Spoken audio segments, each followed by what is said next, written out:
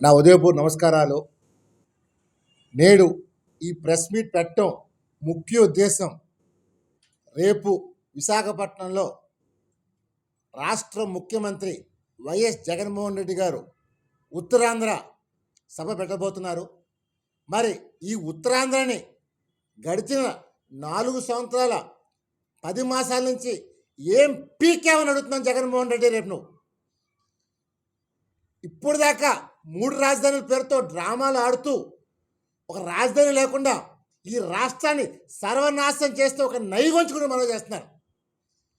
నీ సోదరి షర్మిల, నిజంగా నువ్వు ఈ రాష్ట్రానికి అరాచకం అని చెప్పి ఒక అరాచక భావం సృష్టిస్తున్నామని చెప్పి స్వయాన నీ కుటుంబ సభ్యురాలు చెప్పారు. మేము ఒకటే ప్రశ్నిస్తున్నాం ఆంధ్రప్రదేశ్ ప్రజల్ని, ఈ సైకో తన సైకోయిజంతో ఈ రాష్ట్రాన్ని అభివృద్ధిని పూర్తిగా సర్వనాశనం చేశారు. ఉత్తరాంధ్ర అభివృద్ధి చేస్తారని చెప్పి ఏ కోసం అభివృద్ధి చేయకుండా ఉత్తరాంధ్ర సంపద మొత్తం దోచుకెళ్ళిపోయాడు. ఓ పక్కన నేను హిందువునని చెప్పి నమ్మించి రాష్ట్రంలో ఓటర్ని మోసం చేసిన జగన్మోహన్ రెడ్డి పైన త్వరలోనే స్వరూపానంద స్వామి పైన జగన్మోహన్ రెడ్డి పైన త్వరలోనే కోర్టులో కేసు అయిపోతున్నాను. ఒక మతాన్ని అడ్డం పెట్టుకొని సిగ్గుండాలి నా కొడక, మతంతో మాట్లాడుతున్నాం. We are proud to be Hindu, మేము హిందూ అని చెప్పుకుంటున్నాం. నీలాగా క్రైస్తవో హిందువో కానీ తాళరక నువ్వు.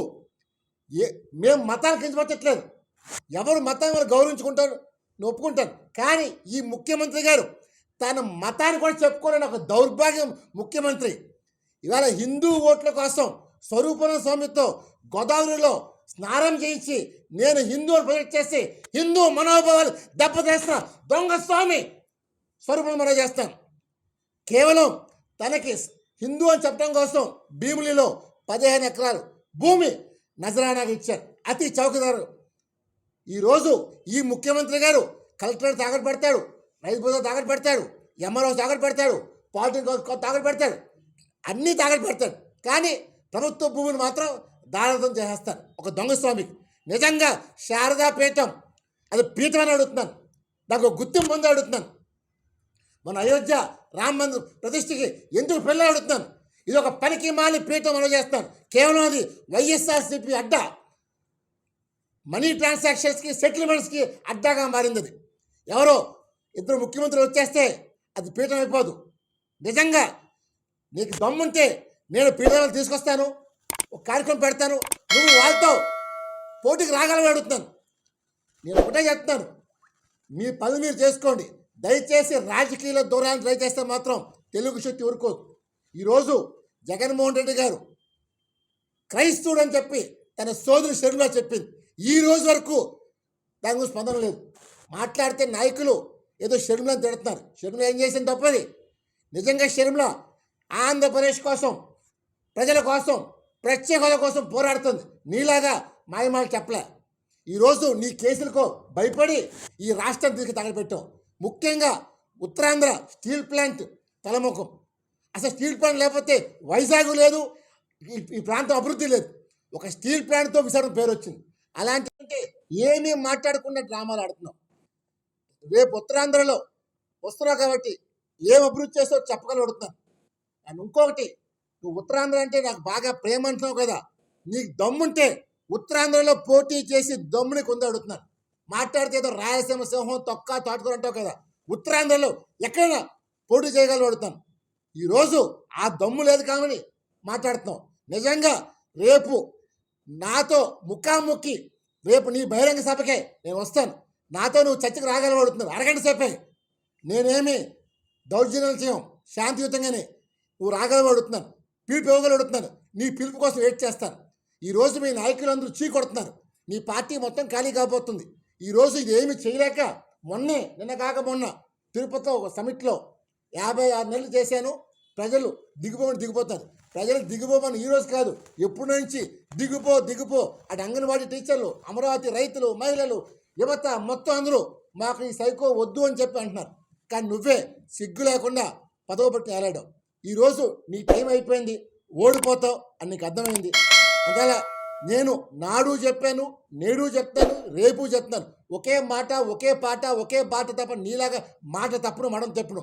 నీ పైనే పోటీ చేస్తా. నీకు నిజంగా దమ్ముంటే నా పైన చేయి. నేను చూసుకుందాం. నువ్వు రాయలసీమ సింహం, రాయలసీమ పిల్ల తేలిపోతుంది. అందువల్ల నువ్వు పిల్లిని ఒప్పుకో, నీ పులివెందులే వచ్చి పోటీ చేస్తాను. ఆంధ్రప్రదేశ్ గౌరవం కాపాడుతాను. తెలుగు జాతి కోసం ఇవాళ చంద్రబాబు నాయుడు, పవన్ కళ్యాణ్ కలియిక ఈ రాష్ట్రం కోసం, ప్రజల కోసం ఈ రాష్ట్రాన్ని కాపాడుకుంటాం. ఈ జగన్మోహన్ రెడ్డి తరివి కొడతాను. అసలు నువ్వు నిజంగా దమ్ముంటే రేపు ఉత్తరాంధ్ర సభలో నన్ను పిలువు, నేను రెడీగా ఉన్నాను. తేల్చుకుందాం నువ్వా నేనా. జై హింద్. ఈ రాష్ట్రంలో ఏదైతే జగన్మోహన్ రెడ్డి పాదయాత్రలో అబద్ధాలు చెప్పి అధికారంలోకి వచ్చాడో, ఈరోజు కూడా అదే అబద్ధాలతో రేపు ఎన్నికల్లో గెలవాలని ప్రయత్నం చేస్తున్నాడు. కానీ ప్రజలు ఆయన పరిపాలన మొదలుపెట్టిన తర్వాత యుద్ధాంశాలతో స్టార్ట్ అయిన మరి ఆయన పరిపాలన ఈరోజు కూడా అదే బాటలో నడుస్తుంది. ఏదైతే ప్రజలు విసిగి వేసారిపోయారు, అన్ని వర్గాల వారిని ఆయన ఇబ్బందులకు గురి చేశాడు తప్ప సరైన పరిపాలన చేయలేదనే సంగతి ఆయన విశ్రమించినట్టున్నాడు. రేపు భవిష్యత్తులో ఏదైతే ఆయన ఇబ్బందులకు గురి చేశాడో ఆ వర్గాలన్నీ కూడా రేపు ఎన్నికల్లో మరి ఓటు ద్వారాగా ఆయన్ని తిప్పికొట్టడానికి ప్రజలు సిద్ధంగా ఉన్నారు. ఆయన రేపు అధికారంలోకి రావటం జరిగే పని కాదు. ప్రజలు ఒక నిర్ణయానికి వచ్చారు. దానికే ఆయన గౌరవంగా తప్పుకోవడం కూడా నేను ఇష్టపడుతున్నానని చెప్పేసి చెప్తా ఉన్నాడు. ఆయన కుటుంబంలోనే మరి ఆయన సోదరిని, ఆయన కోసం పాదయాత్ర చేసిన సోదరిని, ఆయన చెల్లెల్ని కూడా ఆయన హక్కును చేర్చుకోలేకపోయాడు. అలాంటి వ్యక్తి ప్రజలకు ఏం న్యాయం చేస్తాడని చెప్పేసి ఈ సందర్భంగా గుర్తు చేస్తున్నాను. అతను కట్టినాడు అన్నట్టు నిరూపించాడు. రంగులేసి, పెయింట్లు వేసి అవి ఇస్తానని కూడా అవి కూడా ఇప్పుడు వచ్చి ఇవ్వలేదు. పింఛనులు కూడా మంచోళ్ళకి కాలేజీ లేని వాళ్ళు పింఛనులు కూడా తీసేశాడు అతను. ఇలాంటివన్నీ పనులు చేస్తే ఈ జగన్ ఎప్పుడు పోతాడని పెద్దలందరూ కూడా చూస్తున్నారు. ఇతను ఎప్పుడు పోతాడని మేము కూడా చూస్తున్నాం. చాలామంది వెనకబడి ఉన్నారు. ఈ పార్టీ వల్ల ముందుకు రాలేకపోతున్నారు. ఇలాంటి పనులు చేస్తే ఎవరు కూడా రానివ్వరు. మళ్ళీ వచ్చే ఎన్నికల్లో కూడా గెలడని గ్యారంటీగా ఇస్తున్నాను. జగన్ ఇలాగ చేస్తున్నాడు.